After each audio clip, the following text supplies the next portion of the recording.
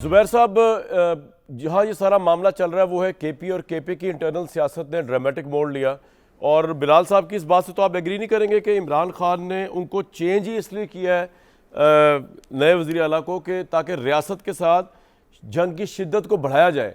तो जब political party जो वहाँ की रिप्रेजेंटेटिव है वो अगर रियासत के साथ शदोमत के साथ खौस का मकसद इमरान खान साहब की रिहाई है या वो समझते हैं अफगानिस्तान के मसले का हल दूसरा है, ऐसी क़यादत आ जाए या ऐसा सीएम आ जाए जो रियासत के साथ शिद्दत पसंदी का कायल है, तो वो किस तरह मामला आगे चलेगा सर?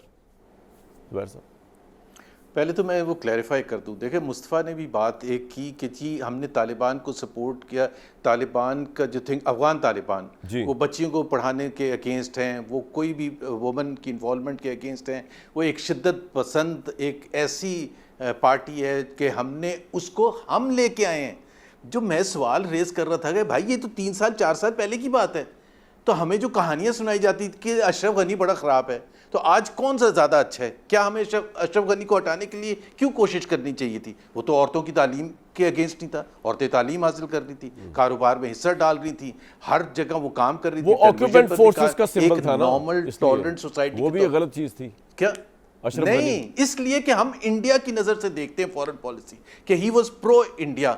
अब हमने चॉइस ये की कि वो प्रो इंडिया को हटा के हम एक ऐसी पार्टी को फैसिलिटेट करें। हमारी एस्टैब्लिशमेंट, हमारी हुकूमत वक्त ने फैसिलिटेट किया उनको टेक ओवर करने के लिए। वो जो कतर का आप जिक्र कर रहे हैं, कतर में क्या मुआहदा हुआ था कि तालिबान टेक ओवर करेंगे और हम उसके सबसे बड़े कॉज उसको सपोर्ट कर रहे थे। सो हमने अपनी गलतियों को अगर दुरुस्त नहीं करना, बाकी जंग करनी है, पीस करनी है, मुझे उसका नहीं पता। मैं तो ये सिर्फ कह रहा हूं कि नए वज़ीर आला से क्या एक्सपेक्ट करें सर? वो शिद्दत को बढ़ाएगा या वो पॉलिटिकल डायलॉग करेगा? वो तो किसी मूड में नहीं लग रहा मुझे डायलॉग के। देखिए, सुहेल अफरीदी साहब जो हैं कि वो किस किस्म का वो टर्न आउट करते हैं मुझे नहीं पता, बट राइट पीटीआई को है।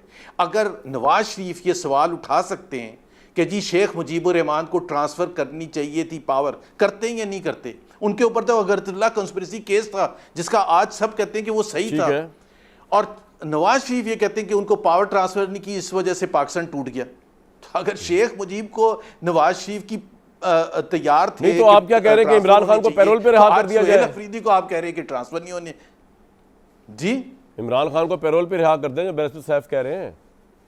क्या करें भाई? मैं तो बिल्कुल कानून के हिसाब से चलता हूँ कि पेरोल भी कानून ही है कि पेरोल पर हक हो या क्या हो।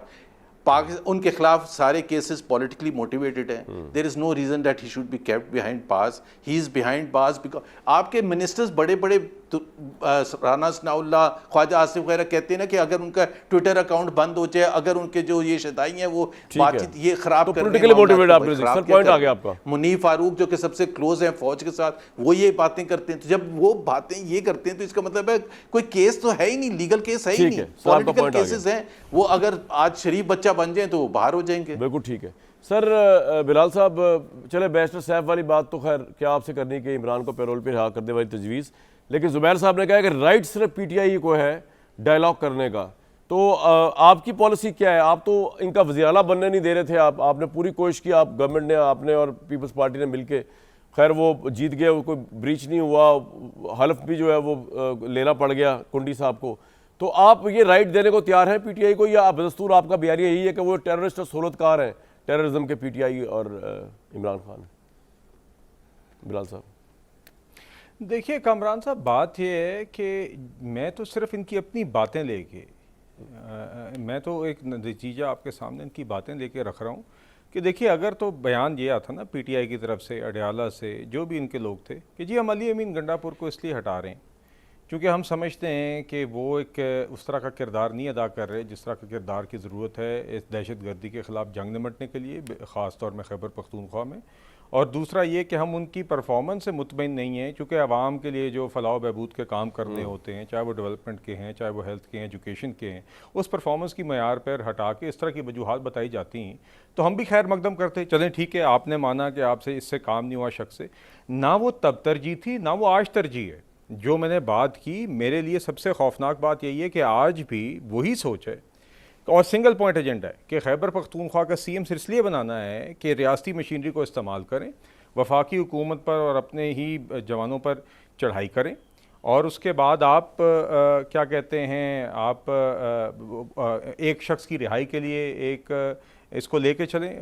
सॉरी जी, मुझे शायद आवाज़ नहीं आ रही चूँकि कॉल ड्रॉप हो गई है। नंदलेस मैं नहीं। बात जारी रखूँगा जी। आप बात जारी तो रखें। मगर देखिए, या चलें, मेरे ख्याल से ऑडियो वापस आ रही है, आपकी आवाज़ तो आ रही है सर, आप बोले जी। अच्छा, चले आपकी आवाज़ ठीक करने की कोशिश करते हैं, हालांकि आपकी आवाज़ आ रही थी, मुझे तो हमें पूरी आ रही थी। मुस्तफा साहब, कुछ थोड़ा बेनिफिट ऑफ डाउट देने को तैयार है हुकूमत को कि जिस तरह की जिस बुनियाद पे आफरीदी साहब को लगाया गया, जिस बुनियाद पे इनको हटाया गया, वो बुनियाद जो है वो इटसेल्फ जो है बड़ी सेल्फ डिस्ट्रक्टिव है, और क्या इमरान खान ने कुछ गलत फैसला नहीं कर दिया इस सारे मामले में? देखें, ये दो मुख्तलिफ बातें हम कर रहे हैं। पहली बात तो ये कि क्या वहाँ पर वज़ीर आला रिप्लेस करना तहरीक इंसाफ का राइट था या नहीं। और जिस दूसरा बुनियाद पे किया गया क्या उसकी बात उनकी हो रही है वहाँ मुस्तफा पर, भाई, जो उन्होंने कहा कि जी ये मिलिट्री ऑपरेशन ओवरवेलमिंग मेजॉरिटी थी। देखिए, मिलिट्री ऑपरेशन के हवाले से पूरे खैबर पख्तूनख्वा के अंदर एक मखसूस सोच पाई जाती है, और उसकी वजह यह है कि वहाँ के लोगों ने इन द लास्ट 2 डेकेड्स हमारी जो पॉलिसीज़ थी जी, जो बगैर किसी इनपुट के बनाई गई थी, उसकी एक कीमत अदा की है। तो इसलिए वहाँ पर लोगों की एक जेन्युइन रिजर्वेशन है इस हवाले से, और वो ऐसी रिजर्वेशन है कि जो एड्रेस की जा सकती है, बशर्ते कि आप उन्हें इस काबिल समझें कि आप पॉलिसी मेकिंग के अंदर उनकी राय को मुकद्दम रखें और उन्हें इंक्लूड करें। ठीक है। और जब आप ये उनको इस काबिल समझेंगे, इंक्लूड करेंगे, तो हम तो शुरू से यही कहते आ रहे हैं कि जो आप पॉलिसीज बना लेते हैं जो बगैर किसी इनपुट के होती नहीं, हैं, आपको सर केपी के अंदर ये सोहेल अफरीदी के साथ मामला कहाँ जाता हुआ नजर आ रहा है, क्योंकि अफगानिस्तान के साथ जो मामला है उसका डायरेक्ट ताल्लुक केपी से है। देखिए, मेरे सामने तो अभी फिलहाल उनकी एक ही स्टेटमेंट है जो उन्होंने उस दिन खैबर पख्तूनख्वा असेंबली से खिताब करते हुए उन्होंने कहा मैं पहले पाकिस्तानी हूँ और दूसरे नंबर पे कबायली हूँ। तो जब हमें एक तो इस चीज़ से भी बाहर निकलना चाहिए।